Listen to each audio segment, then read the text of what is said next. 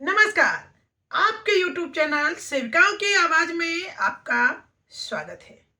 बहनों, आज जहां विधानसभा में विरोधी विपक्षी दल के नेताओं के द्वारा आंगनबाड़ी के मुद्दे उठाए गए, यानी मुद्दे में आंगनबाड़ी सेविकाओं के कार्यों से लेकर उसके पर मिल रहे पोषाहार की बहुत सारी बातें कही गई, वहीं मदन सहनी माननीय समाज कल्याण मंत्री के द्वारा आंगनबाड़ी कामों को गिनाया गया। यानी एक बार मुद्दा उठा आंगनबाड़ी सेविकाओं, सहायिकाओं, आशाकर्मी सभी को सम्मानजनक मानदेय देने की बात, तो वही मदन सहनी ने गिना दिए आंगनबाड़ी सेविकाओं के काम। लेकिन मामला कहाँ अटक गया, कैसे अटक जाता है? मतलब कि विपक्षी पार्टी जो है जब सरकार में होते हैं तो उन्हें आंगनबाड़ी सेविका, सहायिका का ध्यान नहीं आता है। आपने देखा होगा कि हड़ताल के समय आंगनबाड़ी बहनें, तेजस्वी यादव का जन्मदिन था और उस जन्मदिन पर उनके दरवाजे पर हमारी बहनें बहुत संख्या में बैठी हुई थी और नारे लगा रही थी, तेजस्वी भैया जिंदाबाद, जन्मदिन की बधाइयां दे रही थी और बदले में मांग रही थी कि भैया अपनी बहन को अपने जन्मदिन पर सौगात दो, यानी सम्मानजनक मानदेय वृद्धि करो। और उस समय तेजस्वी यादव के द्वारा आंगनबाड़ी सेविकाओं पर लाठी की बौछार की गई थी, पानी की बौछार की गई थी, उठाकर भगाने के लिए पुलिस बल का प्रयोग किया गया था। और आज वही विपक्षी आंगनबाड़ी के मुद्दे को उठा रहे हैं और मांग कर रहे हैं कि उन्हें सम्मानजनक मानदेय दिया जाए। समझ सकते हैं कितना दोहरी नीति है, यानी सिर्फ आंगनबाड़ी का मुद्दा उठाकर वो अपना विपक्षी पार्टी जो है सरकार को घेरने की कोशिश करती है। उनका कहीं कोई लेना देना मानदेय बढ़वाने से नहीं होता है, बस वो चुनते हैं कि कहाँ क्या मुद्दा सरकार के विरोध में उठाया जाए।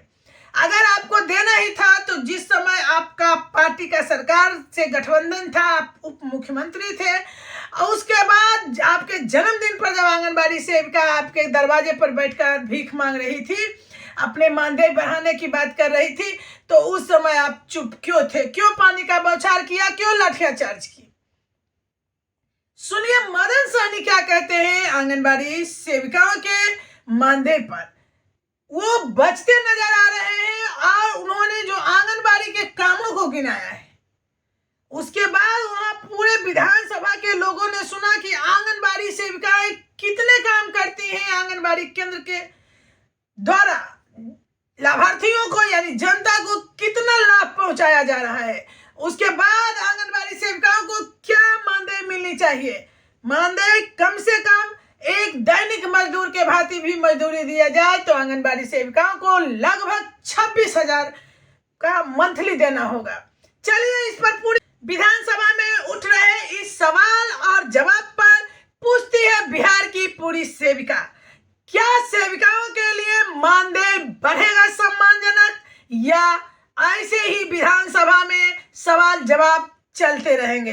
चलिए पूरी जानकारी वीडियो के अंत तक बने रहिए। वीडियो पर अपना लाइक और कमेंट जरूर दीजिएगा।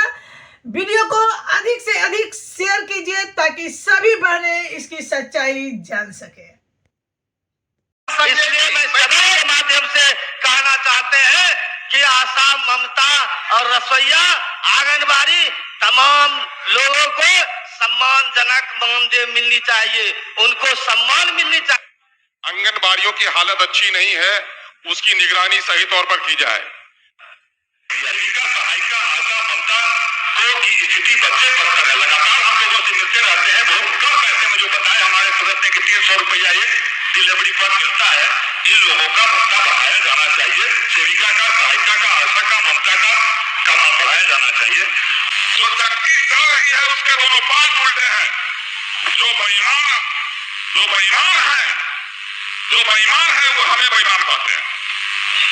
कापर प्रभु सिंहार पिया मुराद। मैं माननीय सभी सदस्यों से कहता हूँ, कोई ऐसा विभाग है जिसमें चपरासी से लेकर पदाधिकारी तक घूस नहीं लेता हो, बिना घूस के काम हो जाता। ये न देखो यहाँ हिंदू मुसलमान करे कौन है, अरे इसका पता लगाओ इंसान कौन है। यूं मंदिरों मस्जिद की झगड़ा में न उलझो, घर घर जाकर पता लगाओ परेशान कौन है। कफन को खरीदने के लिए भी सरकार के घर में एंट्री कराना पड़ेगा। जलावन खरीदने के लिए, मुर्दा को जलाने के लिए भी सरकार के यहाँ एंट्री कराना पड़ रहा है। लूटा इधर देखिए, इधर देखते हैं आप इधर देखिए, तो उधर देखते हैं पर खादी बा हमें बीत रहा है, लूटा है, लूटिए। मैं तो कहूँगा पर केंद्र पर कम से कम भारत सरकार 20 से 25,000 राशि उपलब्ध करा दे। अभी देख रहे हैं हम सेविका का मानदेय है, सेविका का 7,000, सहायिका का 400। लोग कहते हैं कि हमारी सरकार में महिला का सशक्तिकरण हुआ है, महिला आगे बढ़ी है। आशा का कितना मिलता है? एक डिलीवरी कराने पर 300 रुपया। जो रसोईया, जो हमारे गांव की, हमारे घर की बहू बेटी, गरीब की बेटी है, उस रसोईया को मिलता है 1500 रुपया। आशा, सेविका, सहायिका, रसोईया, इस सबका क्या हुआ? जबकि हमको जहाँ तक मालूम है कि गठबंधन में सरकार में रसोईया का जो है मानदेय बढ़ने वाला। मिशन, आंगनबाड़ी केंद्र के बच्चों के लिए पोशाक योजना जैसी कई योजनाएं शामिल है। महोदय, पूरक पोषाहार कार्यक्रम अंतर्गत 6 माह से 6 वर्ष आयु वर्ग के बच्चों, गर्भवती तथा धात्री महिलाओं को पूरक पोषाहार प्रदान किया जाता है तथा मिशन सक्षम आंगनबाड़ी एवं पोषण 2 अंतर्गत स्कूल पूर्व शिक्षा, टीकाकरण, स्वास्थ्य जांच, पोषण एवं स्वास्थ्य शिक्षा तथा संदर्भ सेवाएं जैसी अन्य सेवाएं भी प्रदान की जाती है। वर्तमान में राज्य के सभी 38 जिलों के 544 बाल विकास परियोजनाओं अंतर्गत संचालित कुल 1,15,9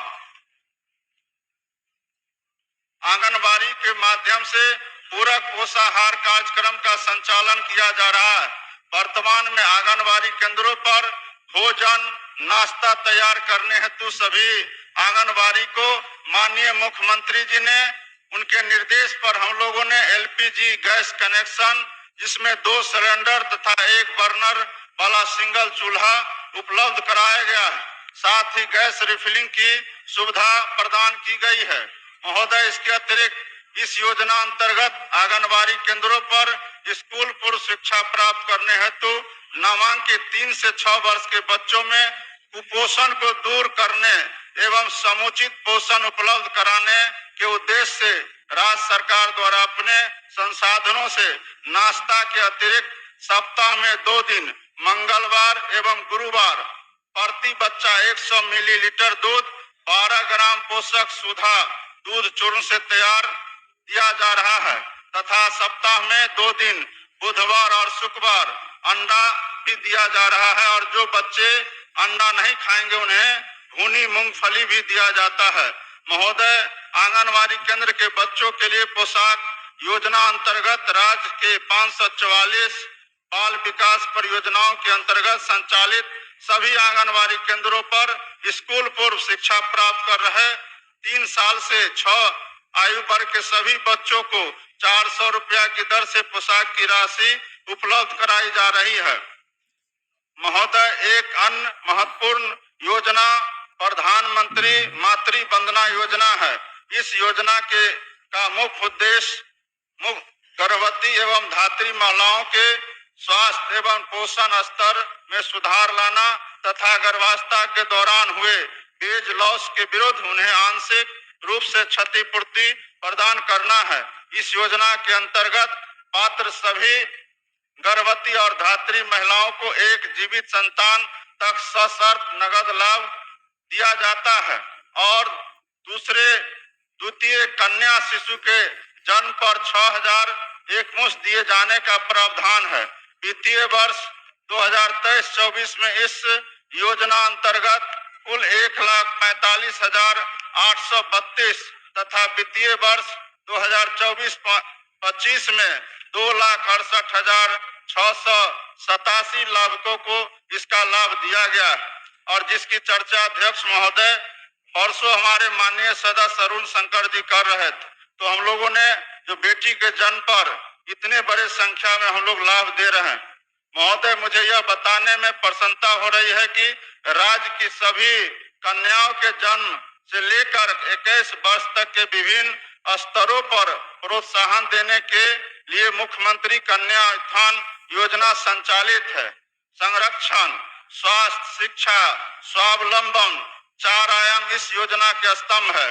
इस योजना का कार्यान्वयन समाज कल्याण विभाग, शिक्षा विभाग एवं स्वास्थ्य विभाग के द्वारा समेकित रूप से किया जा रहा है तथा प्रोत्साहन राशि का भुगतान लाभार्थी को सीधे डीबीटी के माध्यम से उनके बैंक खाते में दिया जाता है। समाज कल्याण